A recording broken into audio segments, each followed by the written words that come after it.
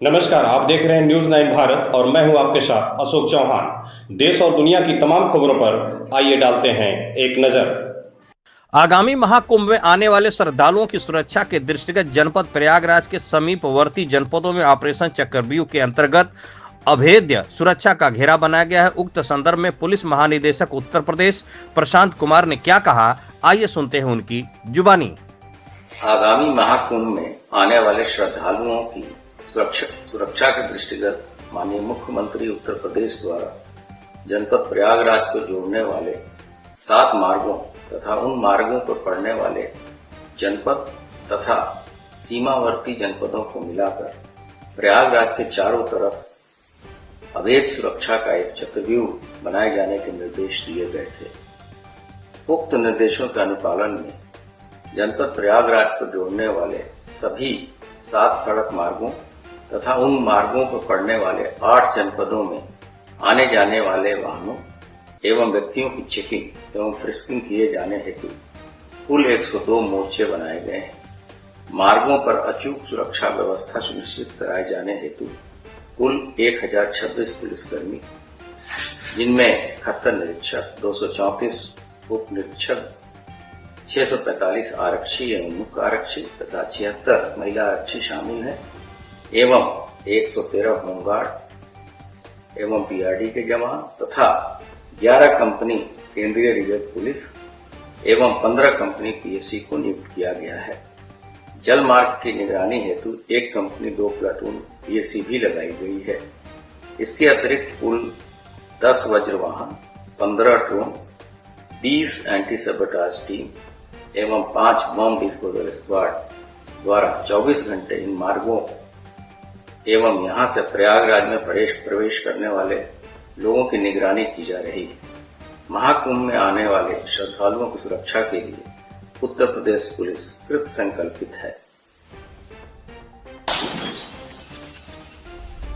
भारतीय सेना में इस तरह के विकास को देखकर बहुत गौरवान्वित महसूस हो रहा है। इन यूजीवी सैनिक पर मशीन गन लगाकर इन्हें एआई द्वारा नियंत्रित किया जा रहा है। अब हम दुनिया के किसी भी शक्तिशाली देश की रोबोटिक सैनिकों से पीछे नहीं हैं। एक वक्त था जब हमारे सैनिक बुलेट प्रूफ जैकेट से नहीं बल्कि अपने सीने पर गोली खाकर देश के लिए बलिदान हो जाते थे ताकि वह गोली हमारे सीने को भेद न सके। देखें इन तस्वीरों में।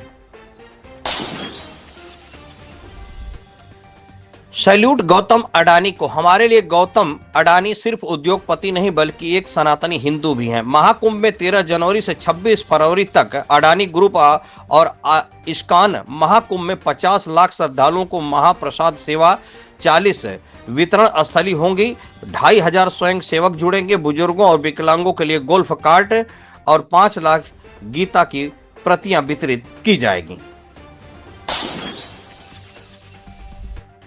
लखनऊ में मुख्यमंत्री योगी आदित्यनाथ ने कहा कि चीन के उत्पादों में जहर मिलाता था, उत्पाद बनाने में बदमाशी करते थे। चीन गणपति और लक्ष्मी की मूर्ति देता था, ऐसा केमिकल बनाता था कि लोग बीमार हो जाते थे। लेकिन प्रधानमंत्री के आने के बाद 6-7 साल में यह बदला है।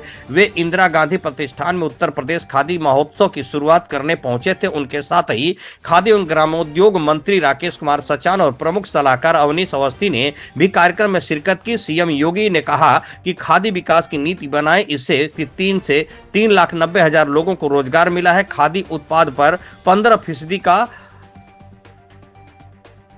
अनुदान मिल रहा है। बुनकरों को कौशल विकास का प्रशिक्षण और ब्याज मुक्त अनुदान की सहायता भी दी जा रही है।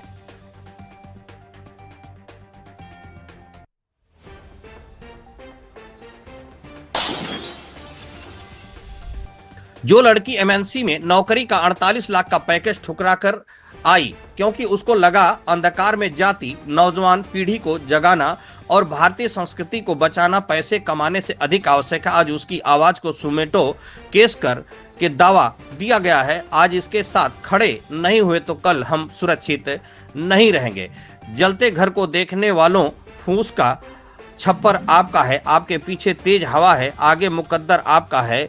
उस के कल कत्ल पे मैं भी चुप था, मेरा नंबर अब आ गया, मेरा कत्ल पे आप भी चुप हैं, अगला नंबर आपका है। सुने उनकी जुबानी। अपने शब्दों में जनता तक पहुंचाने का प्रयास किया, इसलिए मेरे ऊपर एफआईआर हो जाता है।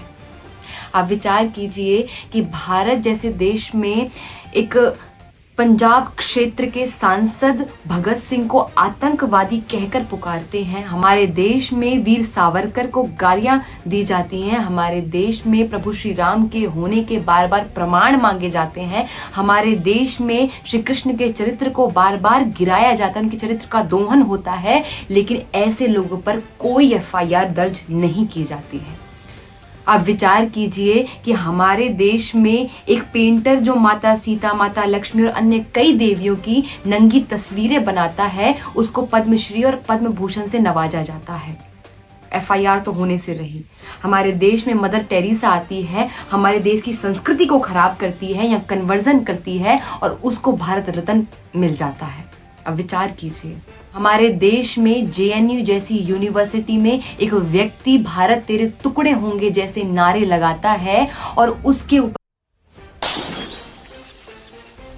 वहीं गोरखपुर के चौरी चौरा में एक युवक अपनी प्रेमिका से शादी करने की जिद पर टावर पर चढ़ गया। देवरिया का रहने वाला युवक अपनी प्रेमिका की शादी कहीं और तय होने के बाद शादी की मांग लेकर टावर पर चढ़ गया।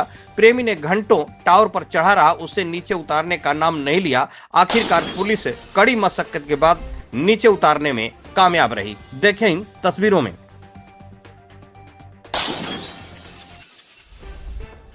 लखनऊ में मोहित लोधी नगीना से सांसद चंद्रशेखर आजाद रावण के द्वारा पूर्व में दिए गए विवादित बयान पर आक्रोशित होकर हिंदू समाज पार्टी ने आज लखनऊ में उनका पुतला फूंककर अपना गहरा रोष प्रकट किया है। प्रयागराज में शुरू हो रहे हिंदुओं के आस्था का महापर्व महाकुंभ को लेकर सांसद चंद्रशेखर आजाद ने पूर्व में कहा था कि कुंभ में वही लोग जाएं जिन्होंने पाप किया है। हिंदू समाज पार्टी के कार्यकारी प्रदेश अध्यक्ष गौरव गोस्वामी के नेतृत्व में कार्यकर्ताओं ने सांसद चंद्रशेखर आजाद रावण के खिलाफ मुर्दाबाद के नारे लगाते हुए अमीनाबाद रोड खुर्शेद बाग गेट पर रावण का पुतला फूंककर आक्रोश जताते हुए कार्यकारी प्रदेश अध्यक्ष गौरव गोस्वामी ने नाका पुलिस के माध्यम से हजरतगंज इंजेक्टर को सांसद चंद्रशेखर आजाद के खिलाफ एफआईआर दर्ज कर उन पर रासुका लगाने की मांग करते हुए तहरीर दिया है।